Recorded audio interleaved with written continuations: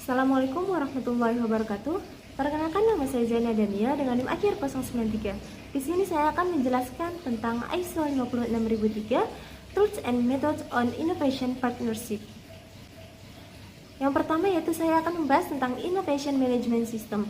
Di sini, sistem manajemen inovasi adalah sekumpulan elemen yang saling berhubungan dan berinteraksi dengan tujuan untuk mewujudkan nilai, baik nilai finansial maupun non-finansial.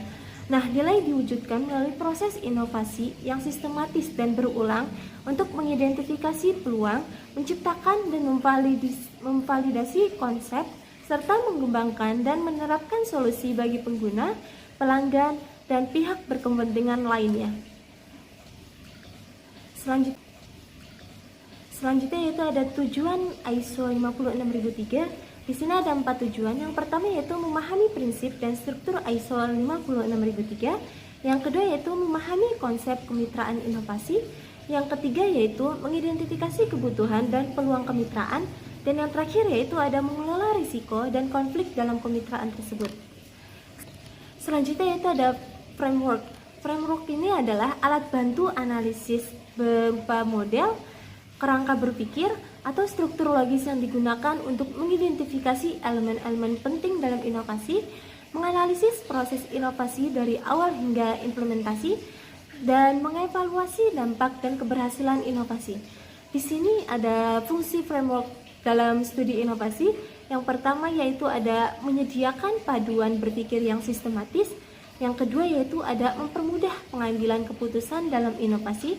Dan yang terakhir yaitu menyatukan berbagai aspek seperti strategi, teknologi, pasar, dan sosial. Untuk contohnya sendiri yaitu ada Three Horizons Framework. Nah, ini tuh digunakan untuk mengelola inovasi jangka pendek, menengah, dan panjang secara simultan. Selanjutnya yaitu ada Entering and Innovation Partnership. Nah, inovasi partnership ini adalah bentuk kerjasama strategis antara dua atau lebih pihak, perusahaan atau institut riset atau startup atau pemerintah dan lain-lain yang bertujuan untuk mengembangkan teknologi baru, menciptakan produk atau jasa inovatif, mempercepat komersialisasi ide, dan yang terakhir yaitu meningkatkan kapasitas inovasi bersama. Nah, ini tujuan utamanya untuk masuk ke innovation partnership ini adalah untuk berbagai sumber daya dan risiko. Yang kedua yaitu ada akses ke teknologi atau pasar baru. Yang ketiga meningkatkan kecepatan inovasi, dan yang terakhir yaitu untuk mengatasi keterbatasan internal. Selanjutnya yaitu ada partner selection. Nah, partner selection ini adalah proses mengidentifikasi, mengevaluasi, dan memilih mitra kolaborasi yang paling sesuai untuk mencapai tujuan inovasi bersama. Nah, tujuan utamanya adalah untuk memastikan keselarasan visi, kompetensi, dan nilai tambah dari pihak yang diajak kerjasama. Nah, kenapa sih partner selection ini penting dalam inovasi? Nah, partner selection ini penting dalam inovasi ini karena inovasi ini membutuhkan kolaborasi multidisiplin seperti teknologi, pasar, pengguna, dan lain-lain. Nah, yang kedua itu kemitraan yang salah bisa mengakibatkan gagalnya inovasi. Terus partner yang tepat ini dapat mempercepat time to market dan menurunkan risiko dan biaya serta membuka akses ke pasar atau teknologi yang baru. Selanjutnya yaitu ada partner engagement.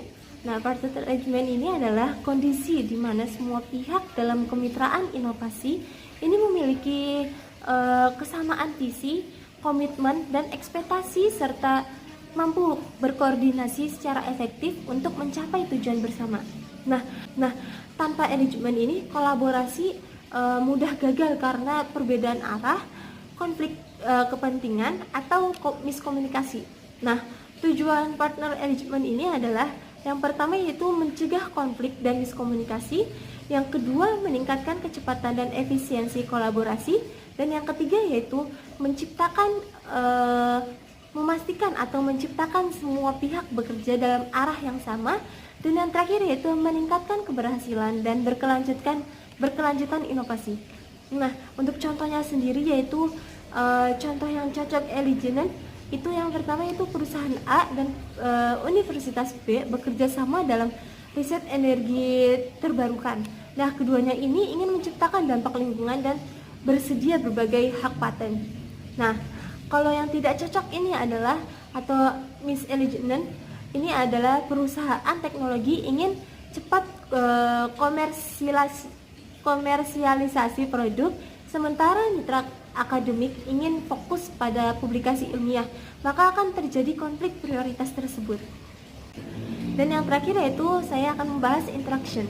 Nah, interaction ini adalah semua bentuk berhubungan timbal balik yang terjadi dalam ekosistem inovasi, baik formal maupun informal. Nah, ini tuh bertujuan untuk menggabungkan pengetahuan dan keahlian, meningkatkan proses inovasi dan menghasilkan solusi baru yang bernilai. Nah, tanpa interaksi yang aktif ini, inovasi ini akan berjalan lambat, tidak relevan dengan kebutuhan pasar atau gagal diimplementasikan. Nah, mengapa sih interaction penting dalam inovasi? Di sini ada 4 alasan. Yang pertama yaitu meningkatkan kreativitas dan ide baru, mempercepat inovasi, mengurangi resiko, dan meningkatkan relevansi pasar. Sekian materi dari saya, kurang lebihnya mohon maaf. Wassalamualaikum warahmatullahi wabarakatuh.